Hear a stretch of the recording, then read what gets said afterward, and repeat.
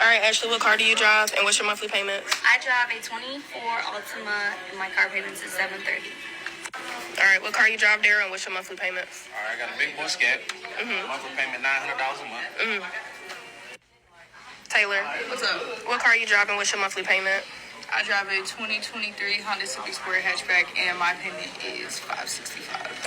Ain't nothing wrong with having a car note. We're adults. We got to be able to get places, so we got to have a car. And if we're not in the position to just buy the car outright, then we got to have a car note. There's nothing wrong with it. It's just, for me, it's like, when the hell did these car notes get this goddamn expensive? I don't have no car notes no more, and I'm going to try my hardest to never have a car note again. I got 2 cars that run perfectly fine. We good. We don't need no cars right now. By the time we actually do need another car, hopefully I can just buy those cash the way that I did these 2 cars. But for real, the last time I had a car note, my car note was $332. I don't see nobody saying they pay anything less than $400 these days. I'd be sick if I went to go finance a car and they said my payments were going to be $700. I'm not doing it. There's no way in hell. I couldn't justify that. No, I'm not doing it. What type of jobs y'all be having, though? Because I be seeing so many people on this app talking about money and how they need more money, but y'all be having these crazy-ass car payments. Something ain't adding up. Something ain't adding up. Lamborghini? What's your car payment? $2,700. Okay. I'm sure that's his dream car, but for $2,700 a month, that is $32,400 a year. 2 years is almost $65,000 a year. That's not including the premium gas, the maintenance, and insurance for that car. I've done plenty of videos on cars. He will never get one, but a brand new Toyota Corolla, you can get one for like $25,000. That thing will last you for 20 years. Life is about choices. Since he chose a Lamborghini in this economy, he cannot complain about the economy.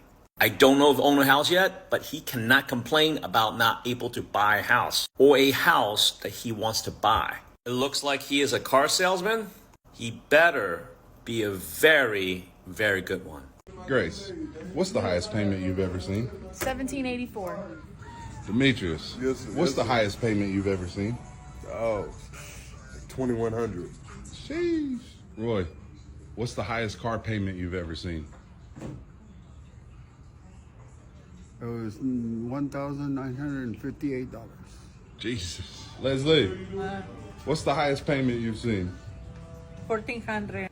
Hey guys, what's the highest payment y'all have ever seen? $2,435. Arch? 3,200. Jesus. Yeah. Bailey, Yes. what's the highest car payment you've seen? I wouldn't have a clue because I'm the marketing manager. Patrick, Sir, what's the highest payment you've seen? highest payment I've seen, probably like $1,800-$1,900. Raul, what's the highest car payment you've ever seen? $2,500 and you can be next. The car market is doing that thing again where it changes. The best gauge of the car market is the auction. Everything happens at the auction first, right? So today I was at the auction. I had 22 on my list, dropped it down to 7. I left early. All my cars were early runs. I got no sales on none of them, right? First of all, MMR is a little inflated because everybody's scared of the tariffs. So they overbought and overpaid, adjusting the MMR, right? No dice, jit. I'm not buying inflated MMRs. Nobody is. The auction was dead. There's 3,500 cars for sale. There was probably 100 people at the block. And every screen I saw, 50 online buyers, right? Man, people are stuck with overpriced inventory right now. Wholesalers are trying to push some of the overpriced inventory. Remember, when you're a big player, you can't adjust as fast as a little guy. Us little guys, hey, we can hold off. We can hold off. I don't need 300 units, man. I don't. But when you're a big player, every day you need to buy, every day you need to sell. So they bought when everybody was scared of tariffs and they thought car prices were going to hit through the roof. And now they're stuck with the inventory. I just seen a whole bunch of wholesalers.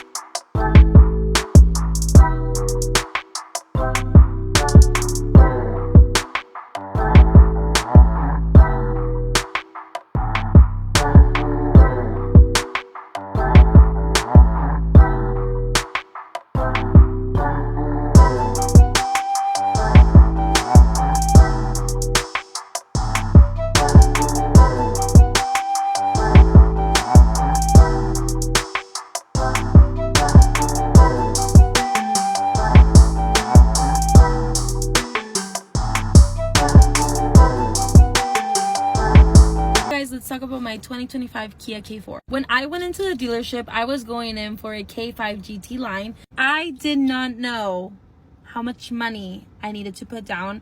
I did not know what my credit had to be. With that being said, we did end up with the K4 2025 0 miles. It is worth every penny. I only had to put $900 down. My monthly payment is $788, but it is such a beautiful and comfortable car.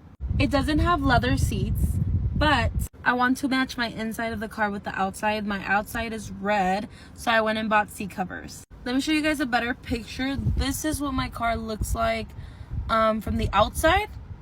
And then this is what it looks like with the seat covers, the floor mats, and the steering wheel. I think it's pretty cute. I kind of like it. Anyway, let me know if you guys have any more questions. Let's get you in that new car. You ready to sign? No, man, I told you 10 times it's more than I want to spend. Why don't we do this? Stop whining, start signing. How about that? No.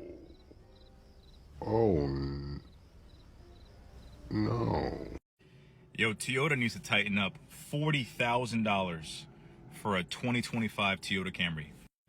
This is insane. An economy car, Toyota's premium economy car, highest selling economy car, they're gonna bump it up to $40,000. Yo, Toyota, y'all better tighten up. This looks like a hybrid between the Toyota Venza, the Toyota Prius, and the Toyota Avalon. It looks like the back of a 3 Series, a 340i. The interior never changes on the Toyotas. Like, if I'm paying more money, why can't there be more advancements? Why can't there be more features? Why can't there be more effort to make it look different? Even the steering wheel looks the same as a 2014 Toyota Camry. $40,000 for a car with 183 horsepower and the hybrid that boasts 225 horsepower. Absolutely not. You can get a fully loaded Kia K5 GT line for more than $10,000 less, and it looks way better. I mean, look at this car. This looks phenomenal for an economy car. Kia is doing it up across the line on all their models, SUV cars, hybrids, everything. And the Kia K5 has high ratings across the board on Car and Driver Edmunds and Kelley Blue Book, and they start at $26,000. I mean, look at this interior, right? I would buy this all day over a Toyota Camry. Beautiful sports seats. Kia, you guys are doing an amazing job. Dual screens, got all the driver assistance packages for $10,000 or more less than a brand new Toyota Camry. I guess there's going to be some deals on some Toyota Camrys because this is going to sit for a long time on the dealer's lot for somebody pays $40,000 plus for a Toyota Camry. Alright, so I know that $539 a month car payment you're paying sounds crazy. Until you see this. The average car payment in America for a new car is $737 a month, and the average used car payment is $520 a month. I say that to say yesterday's price is not today's price. So I bought my car and I financed it for $84,000, but I have been making $1,400 a month to pay. That video to me is fascinating for a couple of reasons. One, most people didn't even bother to watch the entire video. Two, she actually describes her mindset at the time when she purchased it and the growth in that mindset. And that's the mindset that a lot of people actually have. The mindset of, fuck it, doesn't matter, I'm just gonna pay for it. It is what it is. $50,000 worth of payments. Yeah, well, I've only paid off $10,000 of the balance. Now she talks in that video about her growth in that process. And she talks about how she was paying $84,000 for a Chevy Tahoe at $1,300 a month. And over the 3 years that she owned the vehicle, she's only paid $10,000 toward that vehicle. That is bananas. But that was her mindset at the time. Full disclosure, my payments are $1,591 for our GMC Acadia Denali. The big difference though is our car is 0% interest over 3 years. So in 3 years, we will fully own the car outright. In the last 2 years that we've owned the vehicle, we have paid about $38,000 toward the actual car. So the car is almost paid off. In that TikToker's video, she talks about how she will be buying a car that is fully paid off with 0 payments. It's a great feeling. I'm really happy for myself because that is growth. I'm so glad that I don't really care about materialistic things anymore. And most importantly, she talks about her growth mindset, and people miss that point. Yes, she made some really shitty decisions before of buying an $84,000 Tahoe at more than likely something about 8 to 10% interest. And she didn't do that because she had bad credit. She did that because she simply wanted it. And their credit was good, but because she purchased one vehicle, the second vehicle needed to actually have a higher interest rate because banks look at your actual amount that you're borrowing versus how much your income is and how much your debt you have. It's called your debt to income ratio. So she grew up out of that mindset that some people haven't done yet, even if they're in their late 30s, haven't done yet, and figured out I should probably carry on less debt, live a much more calm lifestyle instead of trying to keep up with everyone else out there. It's not realistic. And you probably can't do it long term, and you'll live stressed out, and you'll be pissed off, like you see so many people on the actual app here that are pissed off all the time at somehow people affording things. So yes, obviously not everybody can afford a $1,591 payment.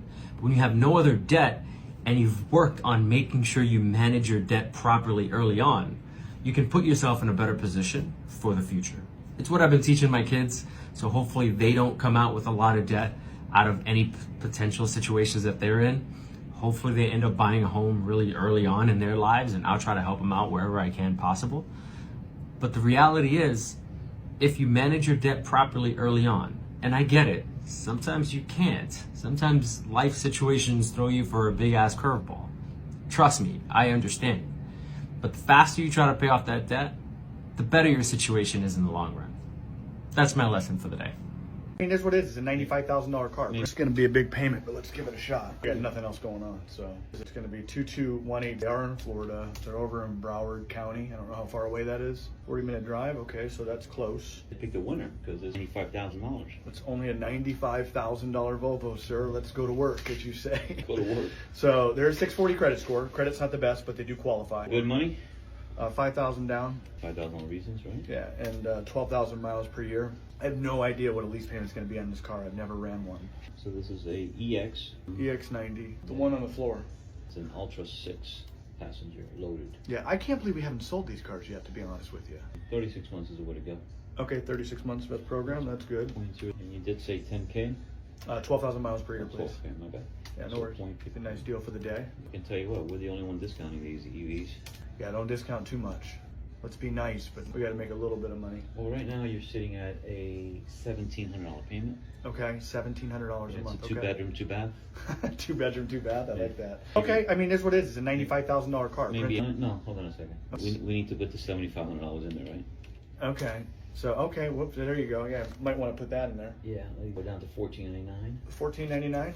Okay, that sounds a little better, a little more palatable. Well, let's try that $1,499 tax in, because you're not getting the first payment, nothing out of Volvo on this one. Okay, print it and let me see what I can do.